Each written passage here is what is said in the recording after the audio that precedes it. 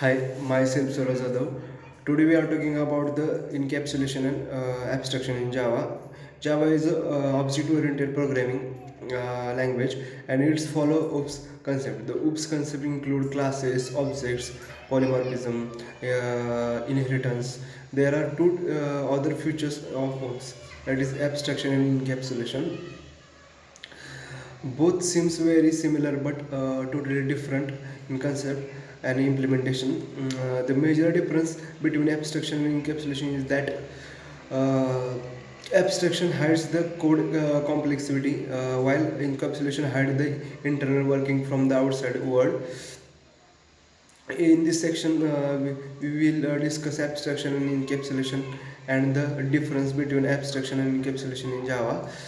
Uh, Abstraction in Java.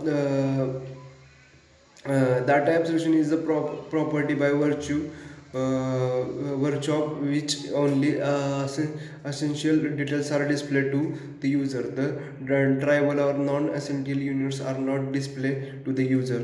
For example, a car is viewed as a car rather than individual component. Uh, the data abstraction may also be defined as the process of the identifying only require the characteristics of an object, ignoring the irrelevant details. The properties and behavior of an object differentiate it from the other object of similar type, and also helps in classifying grouping the object. The real life example for Java abstraction. If we want to process something from the real world, we have to extract the essential characteristics of that object. Consider an example. Here you can see that the owner is interested in details like a car description, service history, etc. The garage personnel are interested in details like a license, work description, bill, owner, etc. And registration office interested in details like a vehicle identification number, current owner, license plate, etc. It means each application identified the details that are important to it. Uh, Abstraction can be seen as the technique of filtering out unnecessary details of an object, so that we are remaining only useful characteristics that define it. The abstraction focuses on the perceived behavior of the entity. It provides the internal view of the entity. Now we're talking about how to achieve abstraction in Java. In Java, we can achieve data abstraction using the abstraction classes and interfaces. The interfaces allow 100% abstraction. Interfaces allow you to abstraction implementation completely. The abstraction classes allow 0 to 100% abstraction partial to complete the abstraction, because abstraction can contain concrete methods that have implement which result in the partial abstraction.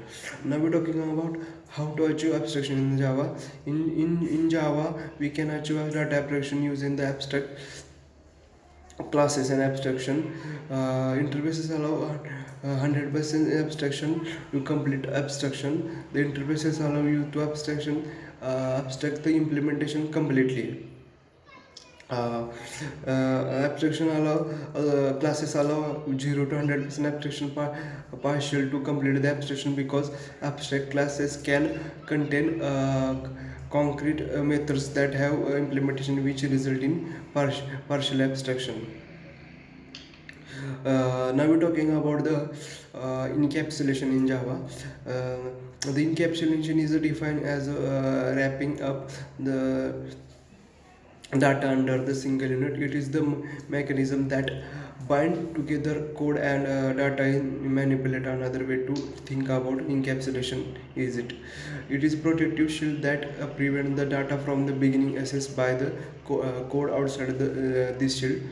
Technically, in encapsulation, the variables or data of classes is hidden from the other classes, and can be accessed only through any member function of own class, in which they are declared. Encapsulation the data in class is hidden from the other classes, so it is also known as the data hiding. The data encapsulation can be achieved by declaring all variables in the class as a private and writing public method in the classes to set and get the value of variables. This is the abstraction and encapsulation in the Java. Thank you so much.